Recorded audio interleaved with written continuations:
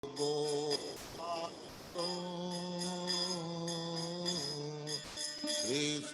Kirtana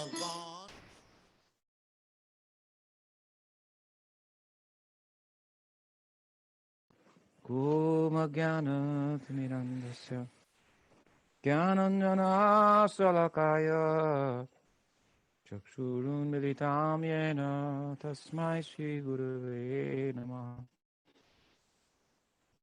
Ajunulambito Bhujo Kanakabhatatu Sankirtanaya Kapitaro Kamalaya Taksho Vishwambaro Dvijabaro Yugadharma Palo Vande Jagat Priyakaro Karunavataro Vande Shri Kṛṣṇa Chaitanya Nityananda Sahodito Gurudai Pushpavanto Chitra Sangdo Tamuno Vandeham Shri Ramakrishna Abhayo Charano Sako Sukado Paramanando Sundaro Subalapriyo Hey Krishna Karuna Sindhu Dinabandhu Jagatpate Gopisha Gopika Kanta Radha Kanta Namostute Tapta Kanchana Gurangi Radhe Vrindavaneshwari Vrishabhanu Sute Devi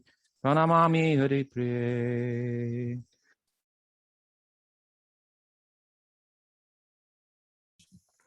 Shri Vaishnava Guru Parampara Ki Jai. Srila Jīva Gosvāmī Ki Jai. Sat Sandarbhas Ki Jai. Anantakota Vaishnavan Ki Jai.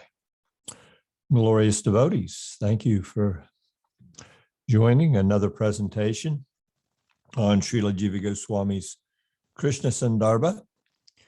We are now in the section of the Krishna Sandarbha dealing with a fortification of the Paribhasa Sutra, and it's been titled the Fourfold Army of the Paribhasa Sutra, because in this section, Srila Jīva Gosvāmī fortifies the position of the Paribhasa Sutra just as a king fortifies his military, is fortified by his military.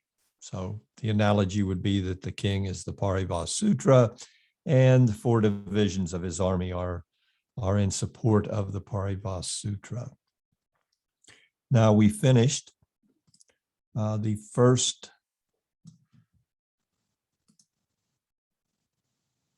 division in our last discussion. And the first division was basically supportive statements from the Srimad Bhagavatam itself, wherein direct references could be made to the position of Bhagavān Śrī Kṛṣṇa in direct support of the Paribhasa Sutra, kṛṣṇas to Bhagavān svayam. So beginning with statements that Krishna is the source of all, then astrological statements in regards to Krishna being the source of all the avatars, and all the Lord's avataric descents, and seeing those in relationship with Krishna. And when he comes, all those avatars come with him. They are enfolded back into his original form. So when the Lord comes as Bhagavān Śrī Kṛṣṇa, he is complete. There's also statements affirming that from Narada Muni, affirming that Krishna is the source of all avatars. Statements were taken there in the first division of the army, showing that Krishna is the source of all the guna avatars. Krishna is the source of all the puruṣāvatāras. Krishna is the original supreme person. And then Srila Jīva Gosvāmī had a couple of Anucchedas wherein he took support from the statements in the commentaries, the Srimad Bhagavatam commentary of Sridhar Swami to the Paribhasa Sutra directly. Then statements as far as Krishna being the source of Narayan, and ending in the first division, showing that Kshiro Dakshai Vishnu himself confirmed that Krishna is the original Bhagavān. We begin today by entering into the second division. And the second division in fortification will be dealing with Krishna as the subject of the Bhagavat's major dialogues.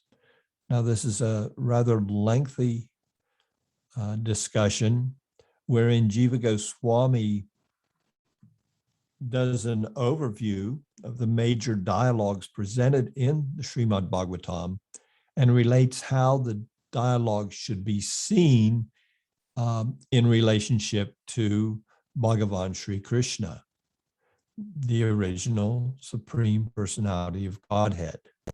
So he quotes various slokas from the Bhagavatam, and he'll add some short commentary just to enlighten us as to how these various statements from the Bhagavatam and the Leela narratives presented in the Bhagavatam relative to those statements should be seen as in relationship to Lord Krishna. So he begins here with his 44th Anuccheda. Vidura's inquiry is centered on Krishna. This is from the 4th canto. In this way, through an investigation into the topic of the avatāras, as well, it has been concluded that Śrī Kṛṣṇa alone is svayam Bhagavān. Such being the case, Śrī Kṛṣṇa alone is indicated as the intended purport of the dialogues between the primary speakers and hearers throughout Srimad Bhagavat. In this respect, it is first shown that Krishna is the sole aim of Śrī Vidura, as understood from his own statement. Then he quotes from the 4th canto, "Kindly relate to me, who am devoted and affectionate both to you and Lord Anuccheda, all other virtuous glories, Shrava, of the Almighty Bhagavān Śrī Kṛṣṇa, of pure fame, related to his deeds in his previous avatar, in which he milked this earth in the form of King Prithu, the son of Vena." The commentary of the Anuccheda continues. From this Anuccheda onward, up to Anuccheda, this is a footnote in regards to how the following Anucchedas up through the 73rd Anuccheda are going to be presented. From this Anuccheda onward, up to Anuccheda 73, Śrī Jīva Gosvāmī shows that Krishna is the sole aim of all the principal speakers or hearers of the Bhagavat. He begins here with the words Śrī Vidurasya, of Śrī Vidura. These words are syntactically connected to the immediately preceding statement, Śrī Kṛṣṇa eva tat paryam lakshyate. Śrī Kṛṣṇa alone is indicated as the intended purport. In succeeding Anucchedas, Śrī Jīva employs the same format for the sake of brevity. So, for example, the next Anuccheda begins simply with Ata Śrī Matrayasya. Ata Śrī Matrayasya, and now of Śrī Maitreya. It should be borne in mind as we move forward through this division of the book that all such 6 case names of the Bhagavat's principal speakers and hearers are syntactically connected to Śrī Jīva's statement here in this Anuccheda, namely, Śrī Kṛṣṇa eva tat paryam lakshyate.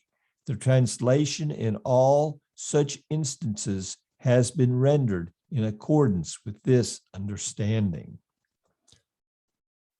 So from the footnote, we're just being given indication as to how to view the following Anucchedas, and that all of them, although for brevity's sake, in the presentation, it's not completely spelled out.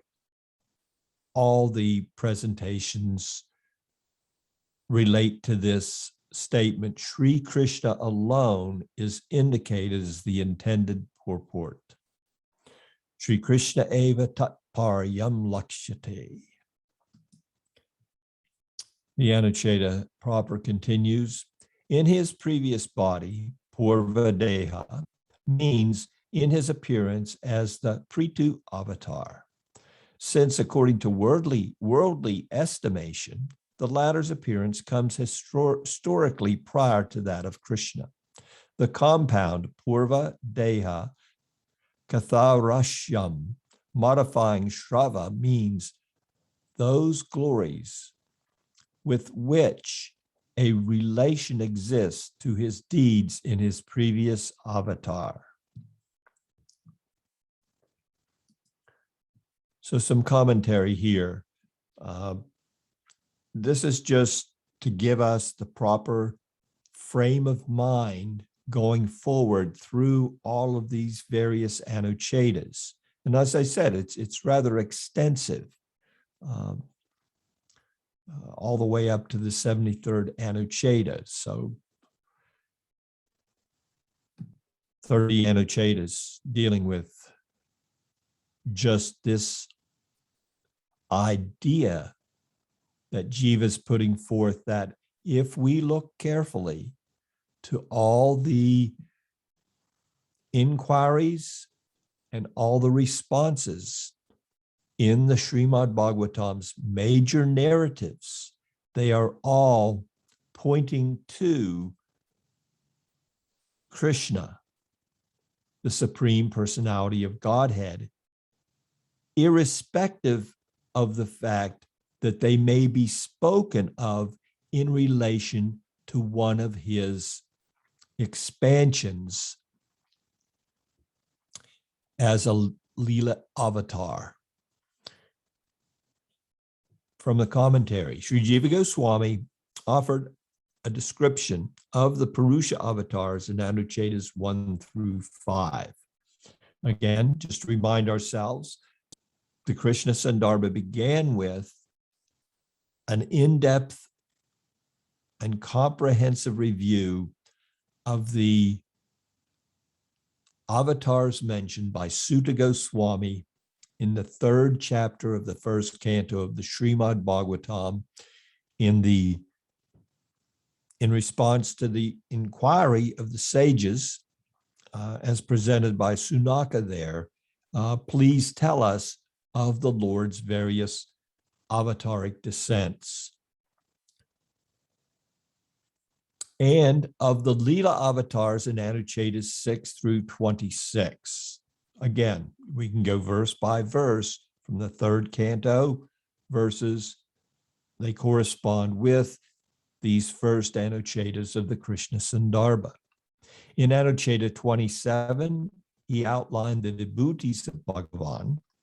In Anuccheda 28 and 29, he analyzed the first quarter of verse 1, 3, 28, kṛṣṇas to Bhagavān svayam, and established Krishna as the original Bhagavān, the source of all avatars. In Anuccheda 29, he dealt with scriptural affirmations that seem to contradict the above conclusion. Then in Anucchedas 30 to 43, he cited various statements from the Bhagavata Purāṇa that support the above conclusion. Now, beginning from this Anuccheda up to 73, he will analyze the dialogues of the major teachers and students cited in the Bhagavata to show that they all, too, are all students in the Bhagavata, to show that they, too, are all intent exclusively upon Śrī Kṛṣṇa. Srimad Bhagavata Purāṇa is divided into 12 books called skandhas and contains 335 chapters. The entire anthology is in the form of a dialogue between Śrī Sutta Gosvāmī, the teacher, and the sages headed by Sunaka Rishi. This dialogue took place in the forest called Naimisharanya in the eastern part of the modern-day state of Uttar Pradesh, India. In the first chapter of the first skandha, Sunaka Rishi posed 6 questions to Śrī Sutta Gosvāmī. The answer to these questions are taken up beginning from the second chapter. In the course of Sutta Goswami's reply, Sunaka raised further questions. In dealing with these questions, Sutta makes reference to other similar inquiries made by other students. Thus, a number of new dialogues appear within the central dialogue. Beginning from the second skandha in our nomenclature canto, Śrī Sukha, the teacher of Sutta, is instated as the primary speaker of the book. He replies to the questions of King Parikshit. Sukha continues to speak up to the 5th chapter of the last skandha, while citing other teachers. From the 6th chapter of the last skandha, Sutta appears on the scene once again, and his dialogue with Sunaka and the sages continues until the end of the book. The principal teachers and students dealt with in the Bhagavata Purāṇa will be cited in the following Anucchedas to show that the intent of all of them was to speak or hear exclusively about Śrī Kṛṣṇa. So, like a nestled egg, we have dialogue between teacher and student within dialogue in some cases. But primarily, the major dialogue that begins and ends the Srimad Bhagavatam is between Sutta Gosvāmī and Sunaka, or the sage who is representing the sages of Naimisharanya. And then he basically takes the narration to the famous dialogue between Sukadeva Goswami and Maharaj Parikshit.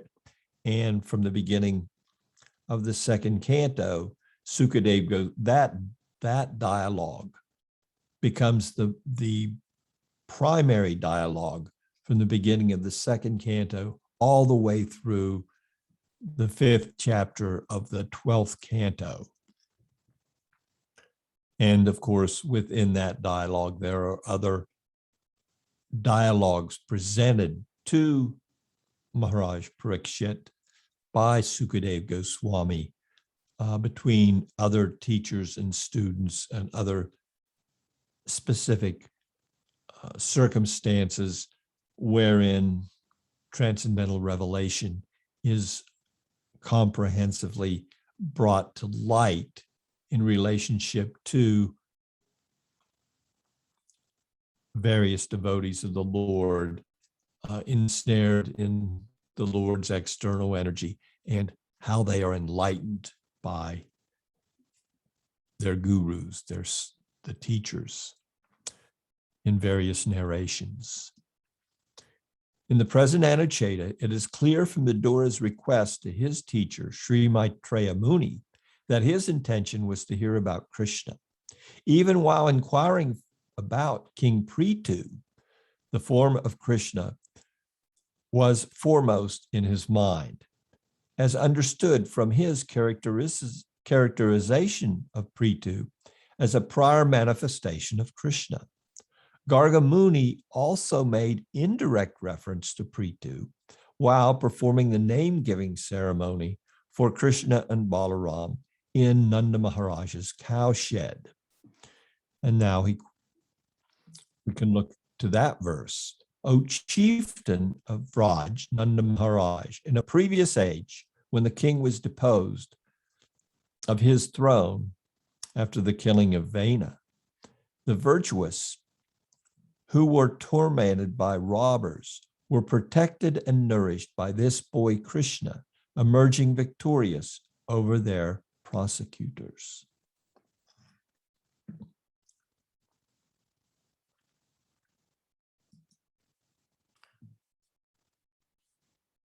Continuing into Anuccheda 45. Next, it is shown that Śrī Kṛṣṇa is the sole aim of Śrī Maitreya, as understood from the immediately succeeding verse. Being thus implored by Vidura to narrate the stories of Vasudeva, Maitreya, being inwardly pleased, praised him and began his reply. Jiva writes here, since Maitreya praised Vidura for asking the question and was inwardly pleased, it is clear that his ultimate aim was none other than Śrī Kṛṣṇa. Consequently, the word Vasudeva has been used here to refer specifically to the son of Śrī Vasudeva.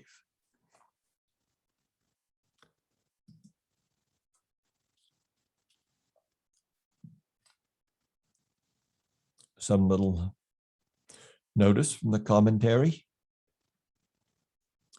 Maitreya was delighted to hear Vidura's request. The reason for this is that Vidura's eagerness to hear about King Prithu was based on the understanding that he was a prior manifestation of Śrī Kṛṣṇa. Thus, even while he asked about Prithu, it is evident that the central focus of Vidura's inquiry was Krishna, who was also Maitreya's object of love. One is naturally pleased to speak about the person whom one loves, especially to another who also shares the same feeling. This is all the more true when such love is directed exclusively toward Bhagavān, the ultimate object of love. In the Gita, Śrī Kṛṣṇa says, those whose minds are attached to me and whose very lives are consecrated unto me feel great satisfaction and delight by ever enlightening each other and conversing about me. So this is beginning two Anucchedas here take us into a repeating theme. And as students of Jīva Gosvāmī's Krishna Sandarbha at this point, we become enthused because we understand from the very beginning of the presentation of the Sandarbhas that the Sandarbhas themselves are centered upon Krishna. Jīva Gosvāmī made this clear in the very beginning of the Tattva Sandarbha, that what he is presenting here is specifically for those who aspire to attaining a loving and comprehensive relationship, comprehensive knowledge of Bhagavān Śrī Kṛṣṇa, and entering into a loving relationship with him. So in this section, supporting the Paribhasa Sutra, we're going to see Jīva Gosvāmī time and again look to the various dialogues and give us reasonable explanations as to how these major dialogues can be seen in relationship to Krishna, Krishna being the primary focus of both the speaker and the inquirer.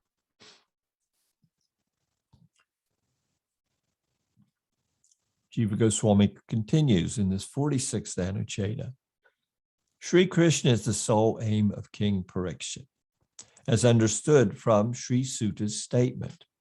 Thereafter, giving up both this world and the next, having already previously concluded them as fit to be abandoned, Maharaj Parikshit sat down on the bank of the Ganga River with the resolve to fast until death, holding the service of Krishna's lotus feet as superior to everything else. Then he quotes from Sridhar Swami. Swami also comments, the clause Krishnangri Sevam Adimanyamana means knowing that service to Krishna's lotus feet is superior to all other human aspirations, puruṣārtha.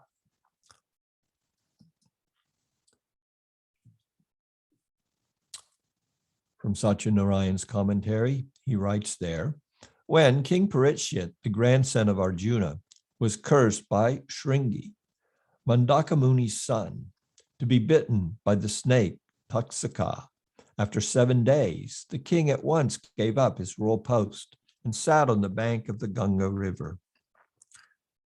At that time, he resolved not to eat or drink anything until his death, not wanting to be distracted from his fixity to the service of Krishna's lotus feet in his final days. The sages from all over the universe also assembled there to witness this momentous event.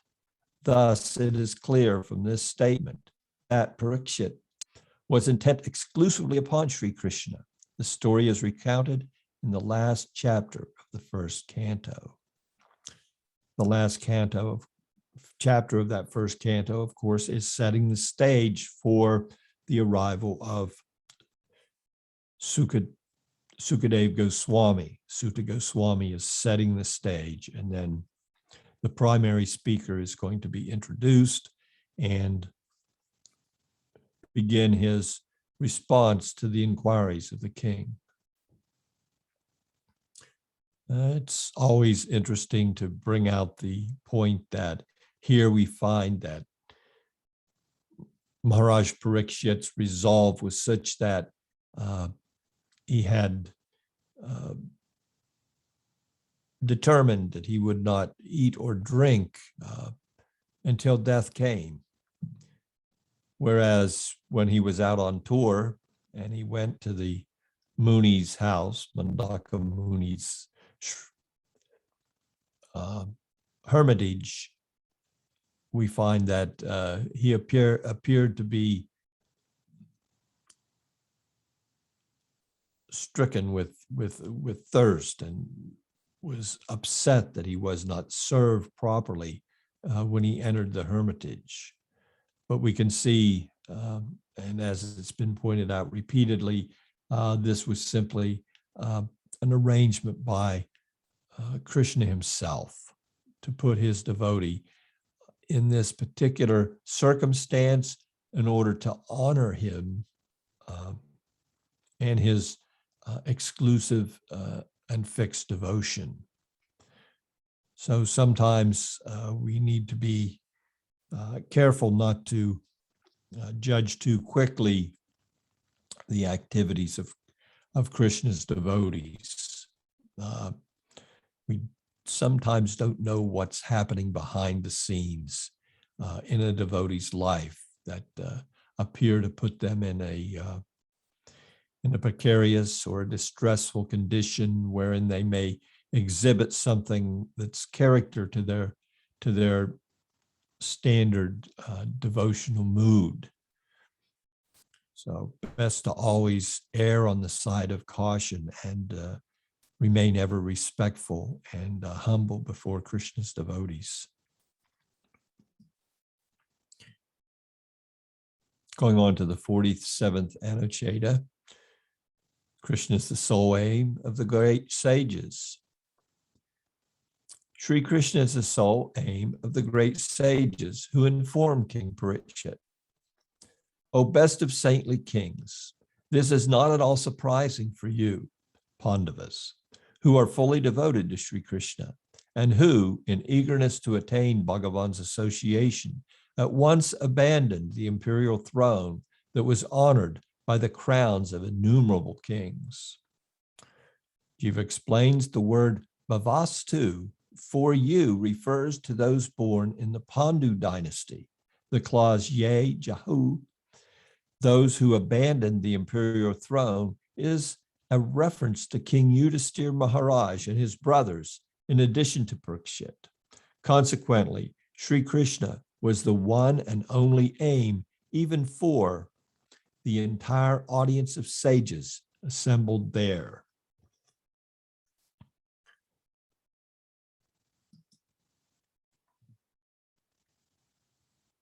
Some of the commentary is interesting in this regard. The verse of this Anuccheda is spoken by the illustrious sages who had gathered on the bank of the Ganges, Ganga, to witness the final days of the celebrated King Maharaj Parikshit. They recognized not only the devotion of Parikshit himself, but of his forefathers, King Pandu and his sons, Yudhisthira, Arjuna, Bhima, Nakula, and Sahadev. All of them were Krishna's dearest friends, devotees, and associates during his appearance on earth. This glorification of the Pandavas' devotion to Krishna indicates that these sages were allied with Parikshit in his devotional intent. Parikshit's grandfather Arjuna and the latter's brothers gave up their royal throne when they received the news that Śrī Kṛṣṇa had departed from earth and returned to his own abode. The verse quoted here refers to that particular incident. So immediately, Krishna wrapped up his pastimes, and the Pandavas were no longer interested in their entire interest in life evaporated at that time. And immediately they gave up their rulership, not in an irresponsible way. Yudhisthira made arrangements for Maharaj Parikshit to take over and rule the world, having attained that position after the battlefield of Kurukshetra himself. But his walking away after Krishna's departure is indicative of the exclusive devotion that he and his brothers had for Lord Krishna. Life was simply not worth living for them without Krishna being part of that life. So off to the Himalayas they went.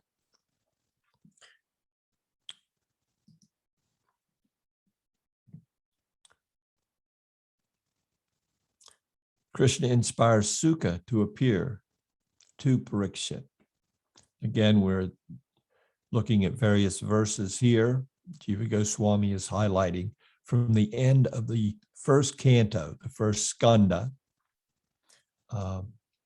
which set the scene. The king himself said to Śrī Sukha, "Indeed, Bhagavān Śrī Kṛṣṇa, who is exceedingly dear to the sons of Pandu, must be pleased with me. It is solely for the pleasure of his cousins that he has accepted me as his own next of kin, because I was born in their family. Otherwise, how at all could it be possible for an ordinary human being like me, who is on the verge of death, to obtain a vision of you, whose moments are unknown, whose movements are unknown, who are munificent and perfected to the highest degree?" So the mood here of Maharaj Parikshit is one of utter humility, and his level of Krishna consciousness is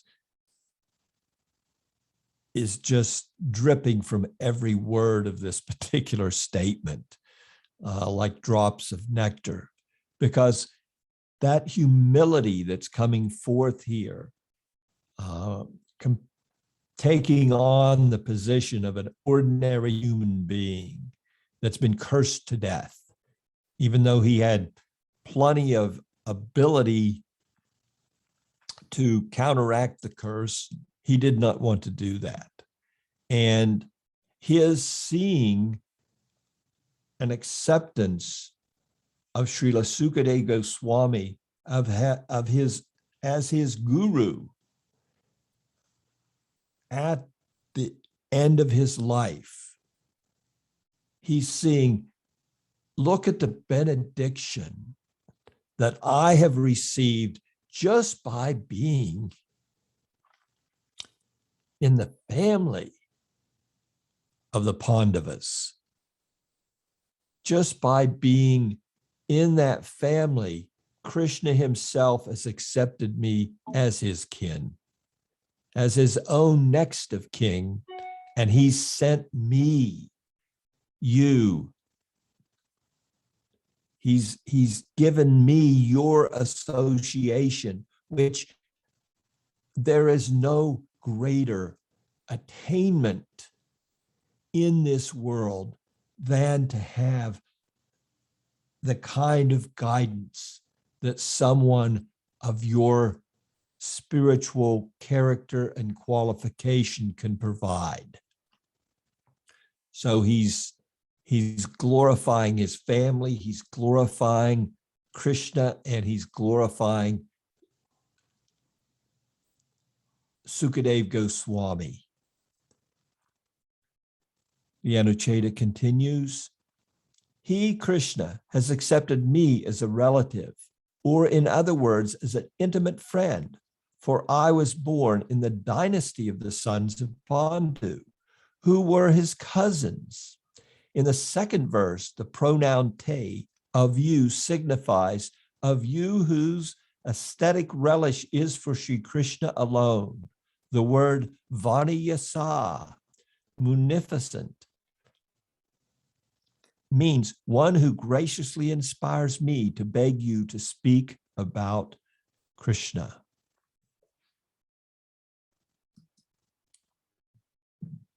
From the commentary, King Parikshit spoke this verse to Sukadeva, who by Krishna's will appeared on the bank of the Ganga, where the king sat surrounded by the host of sages. Thereafter, Sukadeva recited the Bhagavata Purāṇa to the king. The king took Suka's arrival as an instance of Krishna's special grace on him, because he was related to Krishna's cousins, the Pandavas. Sukadeva was an avadut, one altogether beyond the bounds of conventional moral or cultural sensibilities. In fact, he was so absorbed in thoughts of Krishna that he did not even care to dress his body. There was no compulsion for such an unbounded soul to appear there, except that Krishna had inspired him to recite the Bhagavat to the king. Devotees act on the inspiration of Bhagavān. Krishna also inspired Parikshit to inquire from Sukadeva. The import is that Parikshit was eager to hear about Krishna. We should also understand that our amazing good fortune to come into the association of our spiritual master, to come into the Sangha of Krishna's devotees, is also of this very nature. This is Krishna's specific arrangement due to some desire on our part, for the most part, or even simply the desire of Krishna's devotees for our well-being. All these arrangements are made that we come in contact with a significant devotee who we can take shelter of, and that we come into the association of like-minded devotees who can nourish our spiritual growth and help us as we cast off all of the anarthas and eliminate all the aparāds that stand in the way of the pure unalloyed devotion that we all aspire to.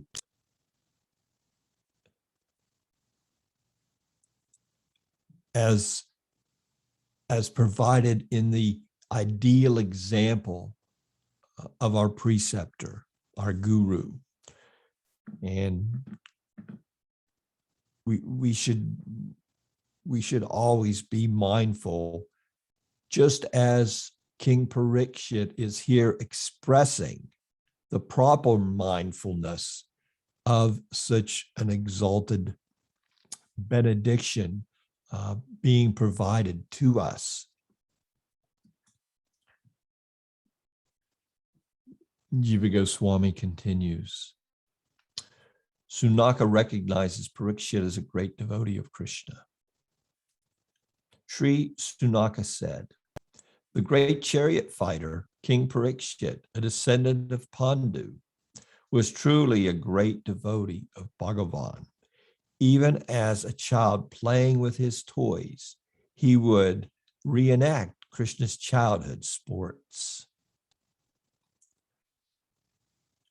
Jiva writes, the king reenacted whatever childhood pastimes he had heard that Śrī Kṛṣṇa performed in Vrindavan and elsewhere, being absorbed in love for him and endowed with the sentiments of friendship and so on. From the commentary, Parikshit was born after the death of his father.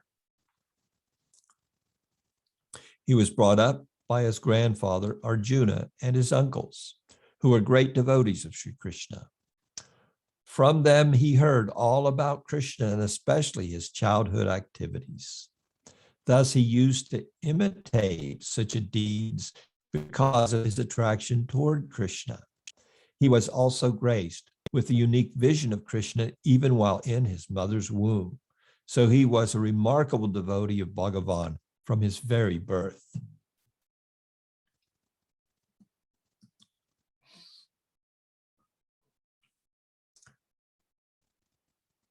Śrī Jīva Gosvāmī continues into the 50th Anuccheda, Parikshit's eagerness to hear about Krishna. There are many other such statements in Srimad Bhagavat indicating Parikshit's intense eagerness to hear about Krishna. In this regard, the opening section of the 10th canto should also be consulted. So we can see Jiva is just bringing in more and more fortification to the glories of the hearer, the primary hearer of the narrative of Srimad Bhagavatam, Maharaj Parikshit, and of course the glory of Sukadeva Goswami. In addition, there is the following statement of Sri Sutta.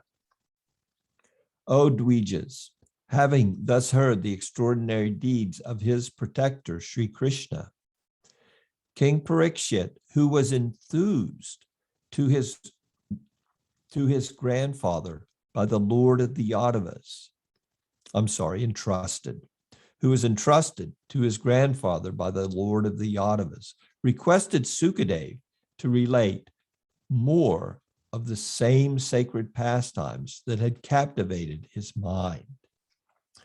The adjectival phrase yan nigrihita cheta, which captivated his mind, is broken down as follows: whose mind was completely taken hold of, or in other words, overcome by hearing the sacred pastimes of Śrī Kṛṣṇa. We can just imagine the complete absorption of Maharaj Parikshit, so much so that no drinking, no eating during the whole period that Sukadeva Goswami is narrating, and Parikshit is just encouraging him on and on, more and more. Please tell me more. So here at the beginning of the 10th canto, we see that his inquiries are becoming, specific to the childhood and the Leelas of Krishna relative to Vraj.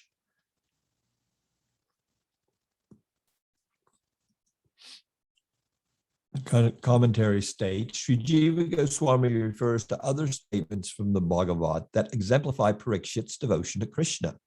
The first 13 verses of the first chapter of the 10th canto are spoken by King Parikshit.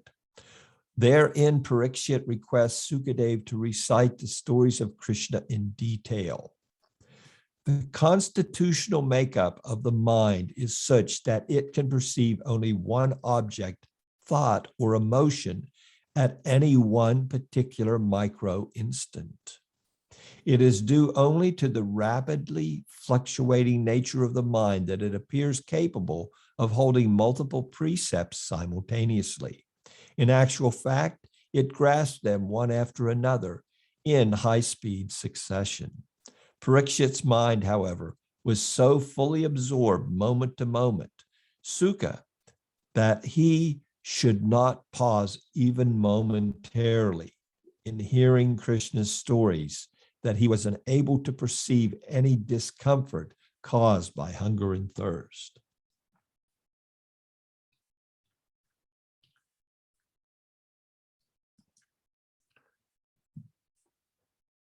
Jīva Gosvāmī continues, the following statements of King Parikshit should also be consulted. So as you can see, there is a lot of pounding of the post here, that specific logic of bringing the point home and making sure that we as Jīva Gosvāmī students are thoroughly schooled beyond a shadow of a doubt.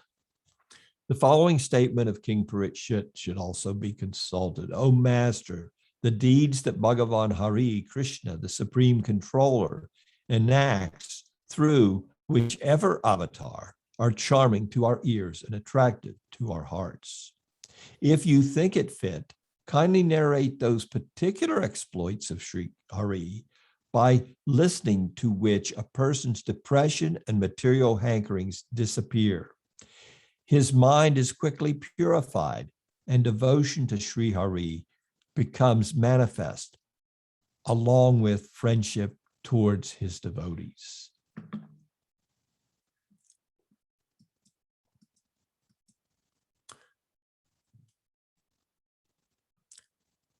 Jīva Gosvāmī continues to draw from the commentary of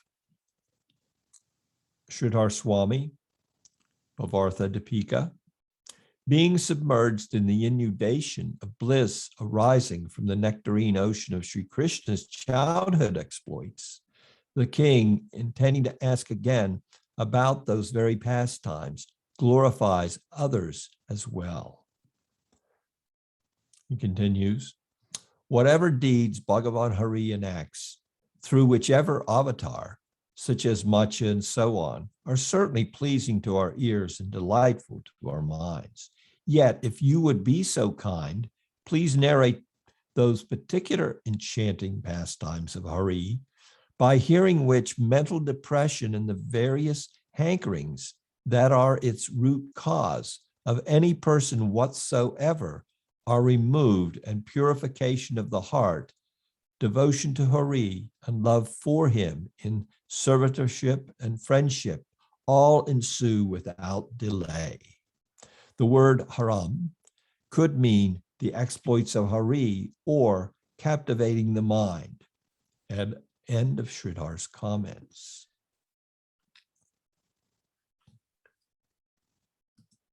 Some commentary in this regard to further fortify what Jiva's put forth in this Anuccheda.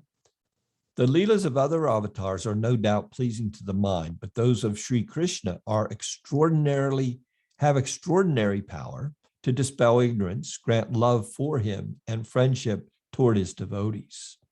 King Parikshit made his statements after hearing about the deliverance of Putana. Putana came to murder baby Krishna by smearing her breast with deadly poison. Though just an infant, Krishna not only slew Putana, but also elevated her to the status of a nurse in the spiritual domain. This is the extent of Krishna's most astonishing grace on those who approach him even out of enmity. Uddhava praised this quality in the following words. How astonishing indeed, although the unvirtuous demoness, Putana, the sister of the demon Baka, applied deadly poison to her breast and suckled Śrī Kṛṣṇa with the intent to kill him, she was granted the position appropriate for a foster mother. Consequently, could there be anyone more merciful than him, whom we should approach for shelter? Brahma also indirectly praised Krishna's grace on Putana while singing out the unique position of the residents of Raj. This is from Brahma's prayers after being bewildered. So this is in the 14th chapter of the 10th canto. Even Putana, along with her family members, attained you merely by imitating the dress of a cowherd damsel. Therefore, O Lord, my mind is bewildered when I ponder what reward, other than yourself, the embodiment of the totality of all benedictions, you will bestow on these relatives, these residents of Raj, whose homes, wealth, friends, dear relatives, children, bodies, lives, and aspirations exist only for your sake. Where at all is a boon to be found such as you? Consequently, it is be concluded that Parikshit longed to hear specifically about Śrī Kṛṣṇa, even though in this verse he extends honor to other avatars as well.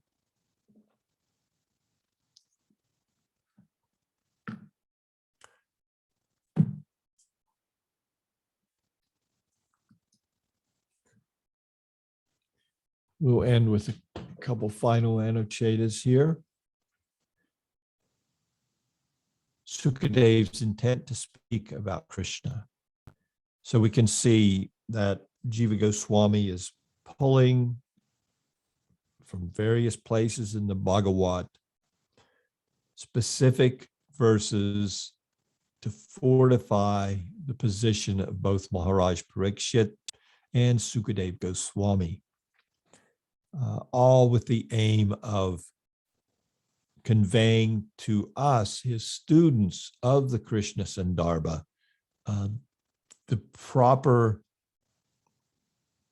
approach to this core literature of our lineage.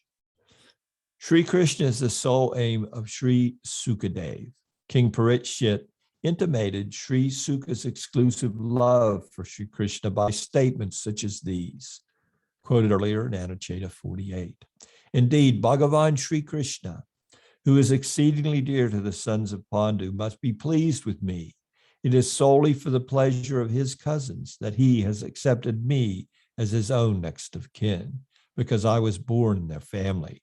Otherwise, how at all could it be possible for an ordinary human being like me, who is on the verge of death, to obtain a vision of you, Sukadeva, whose movements are unknown, who are munificent and perfected to the highest degree?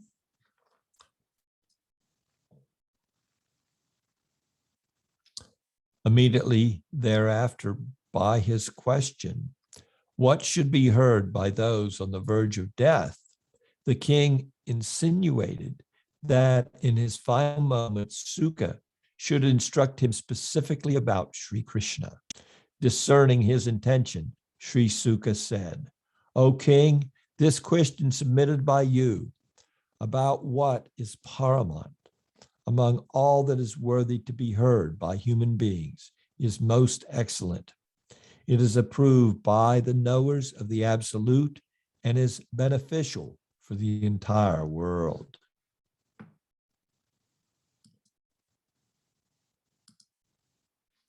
The Anuccheda continues. Jīva Gosvāmī paraphrases here. The question raised by you about what is paramount among all that is meant to be heard by human beings is most excellent. The word paramount, here signifies that the topic implied by the question is supreme, because its aim is to hear about Śrī Kṛṣṇa. The word varyam Most excellent means that this inquiry greatly excels all other questions about the avatars and avataris and has been submitted in such a manner that the entire world will be benefited. In other words, Śrī Sukha here implies that Parikshit has already attained complete fulfillment because he is bound in exclusive love for Śrī Kṛṣṇa, as earlier described. This is confirmed by Śrī Sutta, having assimilated Śrī Sukha's instruction, which ascertains the truth regarding absolute reality. King Parikshit, the son of Uttara, fixed his pure mind on Śrī Kṛṣṇa. The adjective satim, pure, qualifying the word matim, mind, signifies that while Parikshit's mind was already previously established in Krishna, he now fixed it even more intently on him. The king discloses this very truth later on. The stories of Sri Hari, who possesses extraordinary power, are highly auspicious for humanity. O greatly fortunate one, please disclose them to me so that I may give up my body while fixing my mind free of all attachments on Śrī Kṛṣṇa, the supreme self of all beings.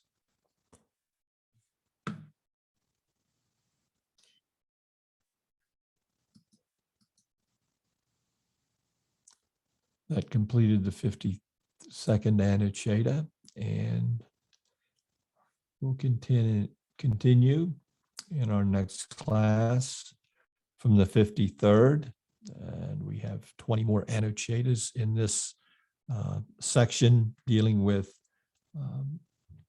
statements from the Srimad Bhagavatam fortifying the position of the Paribhasa Sutra by exemplifying that all the major speakers and the major narrations contained in the Srimad Bhagavatam are related or can be directly related to Bhagavān Śrī Kṛṣṇa.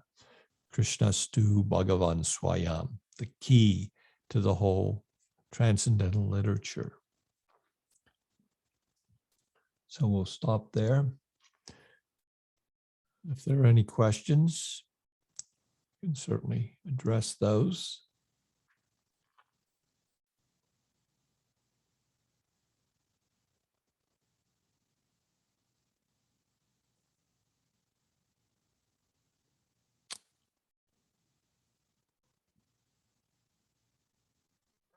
Other than without questions, I will thank you so much for your kind association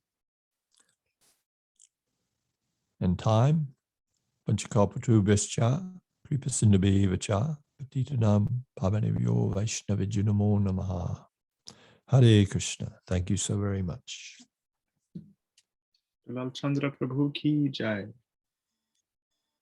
Krishna Kirtana Bhanana Tanapano Premamritam Manidhi Dhira Dhira Jana Priyau Priyakarau Nirmasaram